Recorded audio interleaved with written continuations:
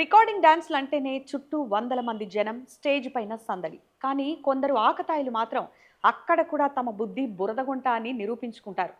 తాజాగా ఉత్తరప్రదేశ్లో ఒక పోకిరికి ఓ లేడీ డాన్సర్ లైవ్లోనే దిమ్మ తిరిగే షాక్ ఇచ్చింది. ఆ పవర్ఫుల్ వీడియో ఇప్పుడు సోషల్ మీడియాలో తెగ వైరల్ అవుతోంది. ఇక వివరాల్లోకి వెళితే, హర్యానాకు చెందిన ప్రముఖ స్టేజ్ డాన్సర్ డింపుల్ చౌదరి యూపీలోని హాథరస్లో ఒక బర్త్డే వేడుకలో షో ఇస్తోంది. ఆమె ఫుల్ జోష్తో డాన్స్ వేస్తున్న టైంలో సురేష్ కుమార్ అనే ఒక లోకల్ పోకిరి స్టేజ్ పైకి ఎక్కాడు. కాసేపు ఆమె చుట్టూ తిరుగుతూ అకస్మాత్తుగా డింపుల్ నడుముపై చేయి వేసి అసభ్యంగా ప్రవర్తించాడు. అంతే, ఏ మాత్రం భయపడకుండా సింహంలా వెనక్కి తిరిగిన డింపుల్ ఆ పోకిరి చెంప చెళ్ళుమనిపించింది. ఆ దెబ్బకు వాడు మైండ్ బ్లాక్ అయి నిలబడిపోయాడు.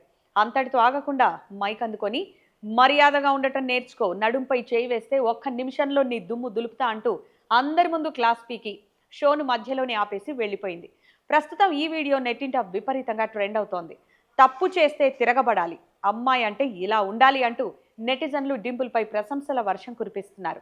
ఇక ఈ ఘటనపై యూపీ పోలీసులు సుమోటోగా కేసు నమోదు చేసి ఆ పోకిరి సురేష్ను అరెస్ట్ చేసి రిమాండ్కు తరలించారు.